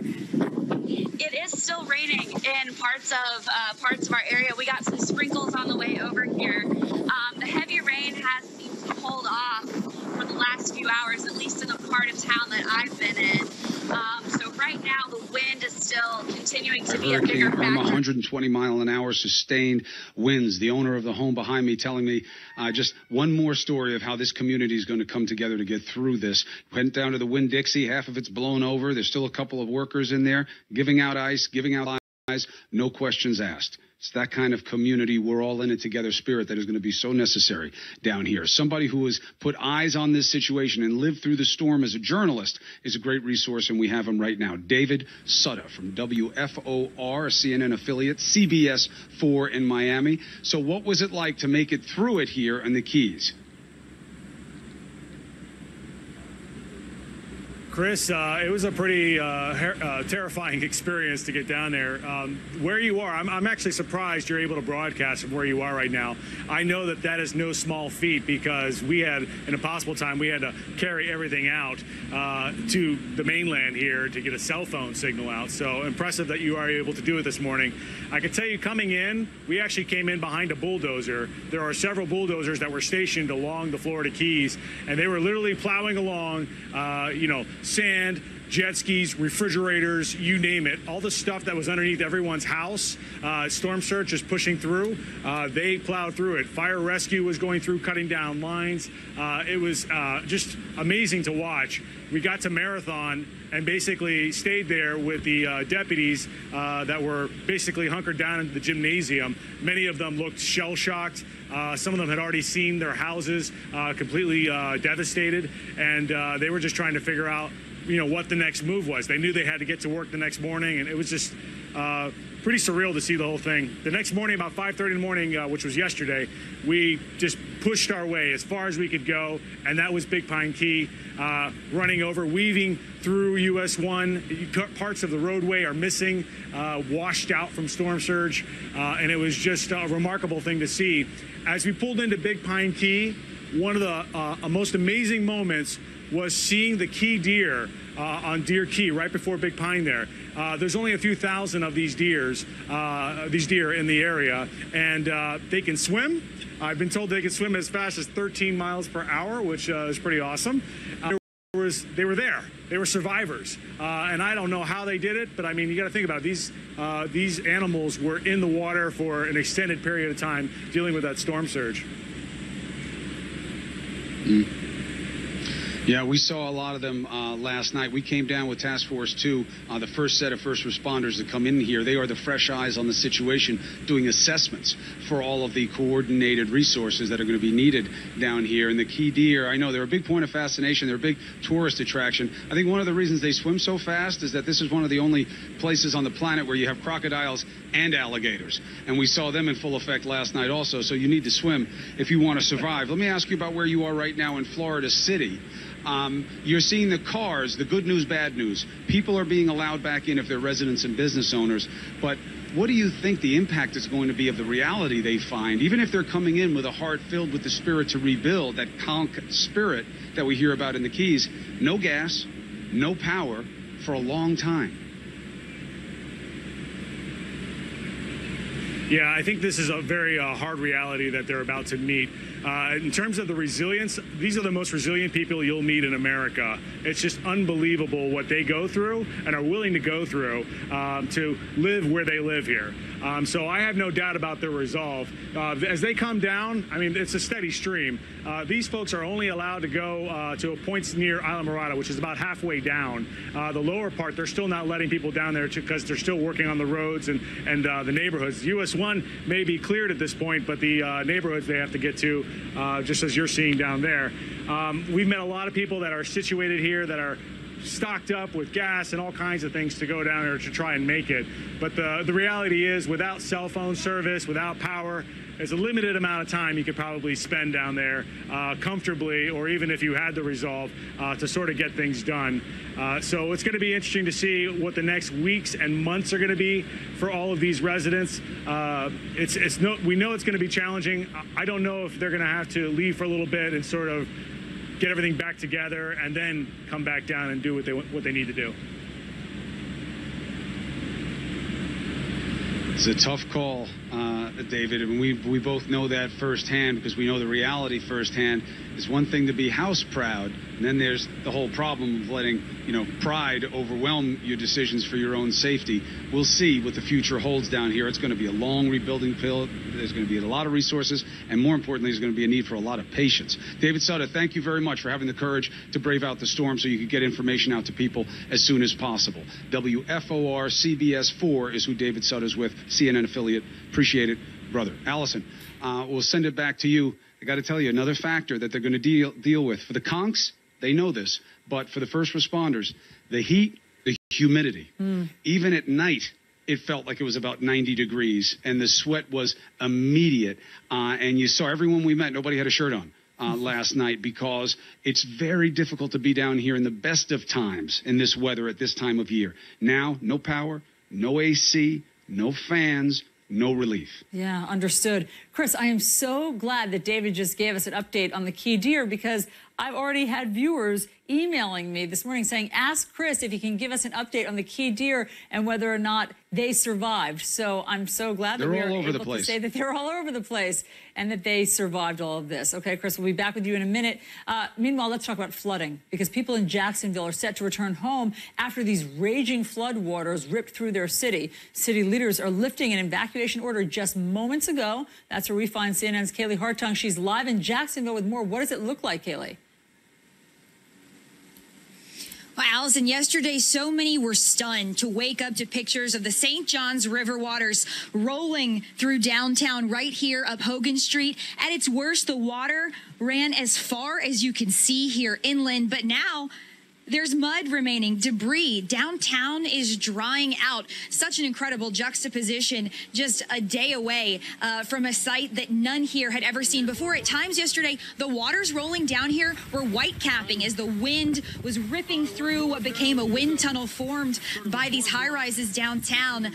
But now those waters have receded back into the St. Johns River here. Yesterday, we were so stunned to see so many onlookers checking out the scene here. Today, these men very calmly sitting here at the river's edge. I wouldn't have dared have come this close to the edge, but Allison, you can still see some of the damage here. That floating dock thrust up against the seawall there. Life starting to return to normal, Allison. Jacksonville Sheriff's Department saying they rescued more than 350 people. When we visited some of those residential areas today, water not even in people's yards. All we could find was about up to my ankles at street level in Riverside and San Marco. Very welcome news for the people of Jacksonville, Allison. Man, what a difference a day makes, Kelly. That's just incredible to look at the difference between what was a raging river in downtown and now where you're standing. Thank you very much for that reporting. So in downtown Charleston, South Carolina, Irma's heavy rain, of course, caused a storm surge there as well, and there was also widespread flooding throughout that city. That's where we find CNN's Nick Valencia. He's live in Charleston. What's it looking like today, Nick? Hey there, good morning, Allison. This is the scene behind me just off the Battery. These streets are accustomed to flooding, but not necessarily like this. There was heavy storm surge that came through here last night, high tide just after midnight. That caused a lot of problems here. Mike Stesnick, you lived through this. You lived here for 15 years. You've been through flooding before. How is this different? It came in really fast last night. Yeah. Within 20 minutes, it was up to show the us. second. Take us down here. In 20 minutes, it was up this high yesterday, and we were just praying that it didn't go all the way into the house, and it didn't. And some of these houses, you guys just recovered from Hurricane Matthew, the damage, the water damage, the wind damage. I mean, how? We're okay. The back is still all muddy. Everything's muddy. We still have electricity, which is good. But we're just going to start cleaning up and deal with it just like Matthew. I mean, the fact that you guys are dealing with it just like Matthew now with Irma, I mean, it speaks to just how big of an area of an impact it was to the United States, right? Oh, yes. I really didn't expect it to come this bad here, you know. So we're just thankful that we were able to not get flooded and everybody's okay pretty much. We're thankful you're okay. Thanks. Clean up your backyard. You see this, Allison, block after block after block, so much. And there's a lake right here, right off to the side, that's pushed a lot of the water into this community. About 24 hours is what local officials are anticipating. We should update you as well. About 100 people spent the night in shelters last night because they had nowhere else to go. This city just now, the sun's shining, just now getting out of the worst of it. Okay. Allison? Well, I mean, it's good news that the sun is shining. That should help a little bit, but it's going to take a long time. Nick, thank you very much for that reporting.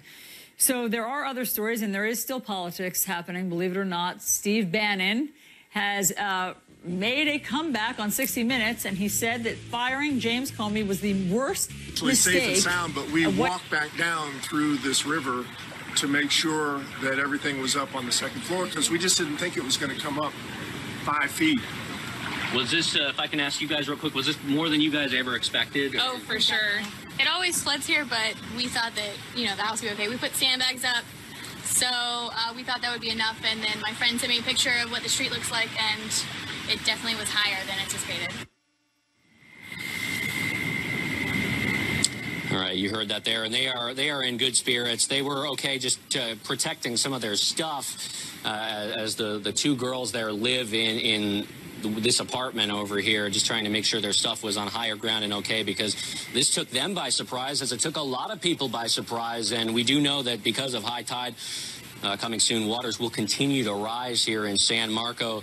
I do want to show you just again setting the scene, as we do expect more JFRD crews to come in, and we got to watch our step here. As the water's mostly remained about knee-high here, although it gets even deeper over here. But just debris, trash cans floating in the water, all kinds of garbage here. This is actually Naldo Avenue and Cedar Street. And again, the concern in areas like this and downtown as well is that water levels will continue to rise with high tide coming soon. And we'll keep you posted. We're trying to get to those areas where more people are being rescued to make sure they're okay. And when we learn more, we'll bring that to you, of course, on air and on social media and on our Action News Jax mobile app. But for now, we're live in San Marco. Kevin Clark, CBS 47, Fox 30, Action News Jax. Now that it's starting to clear up a little bit, we're starting to see the after effects of what was Hurricane Irma. Take a look at this. I am standing in the middle of the Ramona Street, about, calf-high water. This gas station behind me has completely flooded. There are cars submerged over there in that parking lot. It is really amazing to see. I've seen cars trying to drive through this. Would not recommend doing that. Got to be careful where we step. There's looks like a little part of a sidewalk here, TJ, so if you walk over this way, do not trip. I've seen trucks trying to go through this as well. They might fend off a little better in these types of conditions. There's a little sewer grate here. TJ, walk this way over here with me. Take it slow. This is unbelievable. There is a bench right here. I'm getting water all in my boots. If I sit on this bench, I'm basically sitting in water. This is how high it is. It is crazy to see. Walk over this way with me, TJ. You have people just walking out here, taking in the sights after Hurricane Irma. All right, you're all right. Come this way. There's some grass, I think I feel a sidewalk right here. I don't even know what I'm stepping on. Come on, keep coming with me. You see these cars back here? I want to check and make sure no one's in there. Might take us a little bit to get there. Come on, TJ. Keep on coming. Oh my goodness, it's just filling my boots. I've committed. I'm already in the water. Come on. Hey there. Be safe. What is this? Is this a door?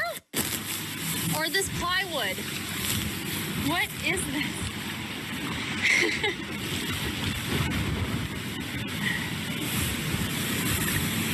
Okay, this is what you have to be careful about when you walk through here. There are nails in this. This looks like it's part of the sign. Yep. Part of the sign of what was up there to my right. Wow. All right, this is really just unbelievable to take in. We'll have to watch out for that because there's nails in there. So we will stay out here to monitor these conditions. I'm going to go check on those cars over there. I think I see some taillights. Someone might be in there. So let me go this here. I'll send it back to you guys. I'm going to go check people over there. This is a live look coming to us from Jacksonville. And that's a Fox News camera that's just watching the waters rise. It's high tide at the Bay Bridge there in Jacksonville, and we're waiting to find out exactly what that brings. That just hit, and Jacksonville's chief meteorologist is on it for us at Fox 30 and CBS 45 for the Jacksonville area. We can tell you that the storm is continuing its northward path and working its way over the state of Georgia. Right now, it's a tropical storm, and for the most part down in Florida, we're waiting for damage assessments. Let's listen to Peter Ducey, who's live in Jacksonville, where the wind is still howling. It is, Shep, and you would think that this is the kind of a place where somebody might go to launch a boat to take it out on the St. Johns River, but this is a street. We're still about 2 blocks in, and you can see how deep it is, about 500 feet, where the banks of the St. Johns should be right now at what we are told is high tide. You look over to the right here, there's a Hyatt Regency that is completely closed. There's nobody staying there. There are a few staff that have been left behind, and you can see why from this angle a little bit better than where we were before. There are a couple of feet of water that are blocking any way that you would get into that hotel, basically, by foot or by car. We just saw the utility company go in to this building. They've been checking things out all up and down this block. It looks like if the water holds right now, that high tide is here, this is about as high as it's going to go, which should spare many of the businesses on Bay Street. But with the wind still coming in, you know, Jacksonville, nobody really talked about as being one of the places that the storm was going to hit as hard as it did. But you get a sense of how fast the wind came through here earlier today, late last night. Trees like this uprooted. They were uprooted like this in the lanes of I-10 East as we headed here from Alabama this morning. There's a lot of that. Obviously a lot of water, and now we wait to see how high it is in the rest of the city that we haven't been able to get to because we just have a car. We don't have a boat. And we wait to see how long it's going to take to clean up big trees like this one, Shep. Peter Ducey there for us. West of you in Lake City, we were just looking at some brand new pictures that had come in from there. There's some pretty extreme flooding where Interstate 10 meets Interstate 75, which is significantly west of Jacksonville, and all throughout Duval County we've been watching. This is Action News Jacksonville's Skycam up above, and this is looking at Orlando. Let's listen live. This is live, a live look now, and you can see just that damage, just a car appears to be almost into the door of the home. Looks like maybe they tried to park in a driveway. I don't know if the winds knocked them there or if they tried to park to kind of get some shelter from those winds. But a look at the damage from Orlando. We expect to see more images coming out like this. Yeah, John, nobody here has ever seen anything like this. The waters of the St. Johns River rolling into downtown. And this is the definition of storm surge as we know it. The winds pushing the river into these streets. That's a marina right over there. I mean, that's just 2 blocks away from me. The St. Johns River just dumping in to downtown. We've been saying all morning long, as bad as it looked in Jacksonville, it would get worse. Well, now we're at that hour that we were looking towards, 2 o'clock, high tide here, and officials saying waters could rise 8 inches more. These historic floods that they're seeing here, those records keep on breaking with every hour, and it feels like with every gust of wind that we get here, we felt gusts up to 70, 75 miles an hour here, some that'll just knock you right off your feet. And it has been surprising to me with every person I've seen here to spectate, like these folks to my left. They survived Irma, and they are very proud of it, John. But the most troubling thing I've seen were people actually wading through these waters. We spoke with a man earlier who waded for blocks in water up to because he wanted to experience what was going on downtown and thought that was the best vantage point to get it. We don't advise anybody doing such a thing because, as officials tell us, these waters will continue to rise, and that's the